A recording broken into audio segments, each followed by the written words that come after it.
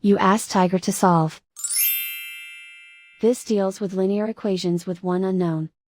The final result is a equals 11/4. Let's solve it step by step. Simplify the expression. Expand the parentheses.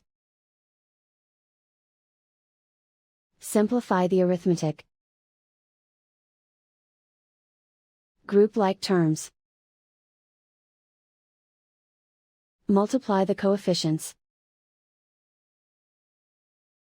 Expand the parentheses. Group like terms.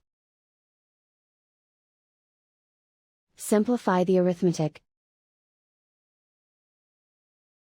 Group all constants on the right side of the equation.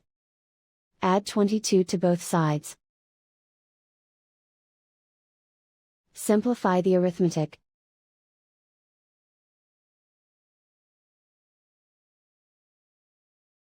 Isolate the a.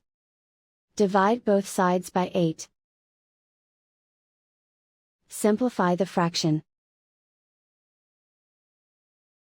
Find the greatest common factor of the numerator and denominator. Factor out and cancel the greatest common factor. And so the final result is a equals 11/4.